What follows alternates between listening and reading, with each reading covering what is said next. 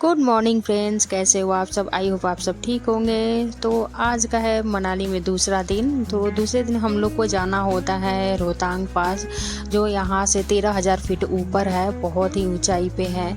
तो वहाँ पे जाने के लिए हमें सुबह सुबह ही उठना पड़ता है। 6 बजे तक गाड़ी आ जाती है हमें लेने के लिए, क्योंकि रास्ते में इतनी ट्रैफिक होती है ना कि जाते जाते अगर एक बार ट्रैफिक मिल गई तो आप फंस जाएंगे पूरी तरह से। तो इसलिए हमें बहुत ही सुबह में निकलना होता है ट्रैफिक से बचने के लिए।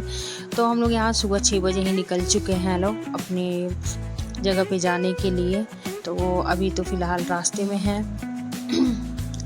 और फिर रास्ते में यहाँ पे आपको बहुत कुछ ये मिलता है, खाने पीने की चीज़ें, आप बीच में रेस्ट करते चलिए। तो अभी यहाँ पे है पैराग्लाइडिंग का था, बहुत लोग यहाँ पे पैराग्लाइडिंग कर रहे थे। तो मेरा भी बहुत मन था कि मैं भी एक बार करूँ। जब आई हूँ तो एक बार कम से कम कोशिश तो करूँ कैसा लगता है। तो एक बार मैंने भी ट्राई किया, मेरे हस्बैंड बोले कि हाँ तुम भी कर लो एक बार, क्योंकि ये चीज़ें बार बार मिल नहीं पाती है ना। तो इसलिए हमने यहाँ से स्टार्ट कर दिया।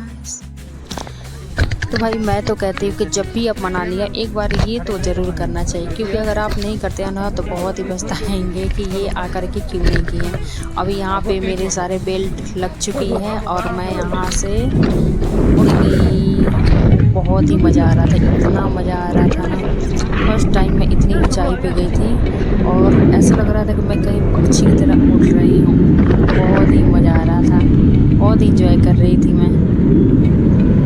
लेकिन थोड़ा थोड़ा डर भी लग रहा था कि कहीं बेल्ट खुल गया और मैं नीचे गिर गई तो क्या हो गया। बहुत मज़ा तो आ रहा था मुझे।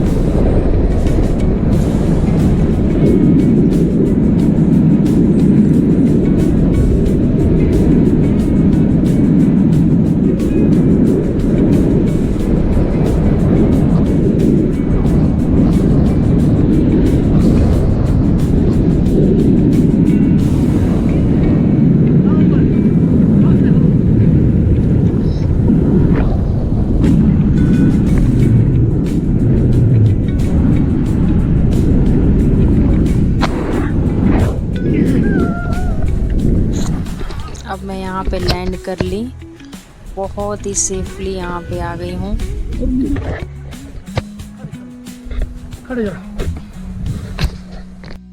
तो अब हम लोग को पैराग्लाइडिंग करने के बाद से जा रहे हैं रोहतांग पास, क्योंकि वहाँ जाने में भी बहुत समय लगता है। और इतनी ऊंचाई पर तो आते आते मेरी तो बहुत ज़्यादा हालत ख़राब हो गई थी।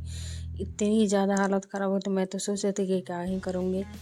फिर वहाँ पे हमारी गाड़ी रुक जाती है पीछे ही, और वहाँ से घोड़ा करना पड़ता है सबको, अपने अपने घोड़े करके फिर वहाँ पे जाना होता है, क्योंकि उतना ऊपर तो गाड़ी जा नहीं पाएगा। तो घोड़े वाला हमें ले जा कर के वहाँ पहुँचाता है।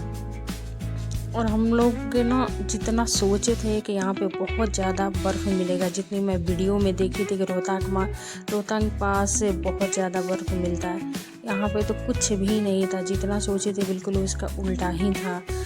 तो आप लोग ये गलती कभी भी मत कीजिएगा। अगर आप लोग को आना हो तो आप लोग अप्रैल या मई मंथ में आइएगा, क्योंकि हम लोग तो यहाँ जून में गए हैं। तो जून में यहाँ पे बर्फ़ पूरा पिघल चुका है, बहुत ही कम मिलेगा आपको। आप लोग खुद देखिए, यहाँ पे बर्फ़ है ही नहीं।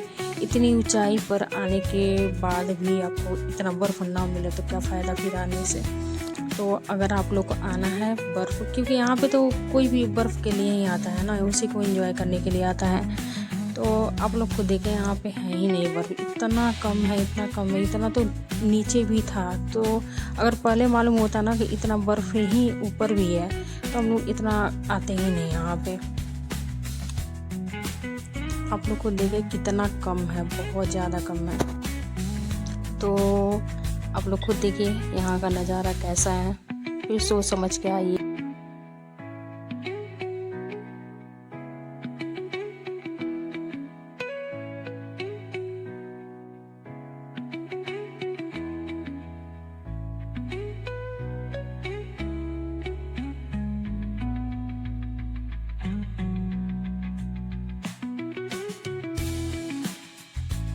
तो बर्फ़ में हम सभी ने बहुत ही मस्ती की, बहुत ज़्यादा एंजॉय किए। फिर वहाँ से एंजॉय करने के बाद से हम लोग अटल टनल के लिए निकल गए और ये सबसे यहाँ का फेमस टनल है जिसकी लेंथ है ऑलमोस्ट 9 किलोमीटर। बहुत ही लंबी है। अगर ट्रैफिक मिल जाए तो कोई बुरी तरह से फंस जाता है, बट यहाँ पे ट्रैफिक नहीं था, बहुत ही ईजिली हम लोग निकल गए। बट अगर आप अच्छे महीने में आते हैं ना, जैसे कि अप्रैल और मई में आते हैं, तो आपको एग्ज़िट के टाइम में बहुत सारे बर्फ़ यहाँ देखने को मिलेगा, बट हम लोग को तो नहीं मिला। तो बहुत ही अच्छा था। तो आप लोगों को कैसा लगा मेरा दूसरे दिन का ब्लॉग, आप लोग कमेंट करके ज़रूर बताइएगा और लाइक एंड सब्सक्राइब ज़रूर कर दीजिएगा। Thank you.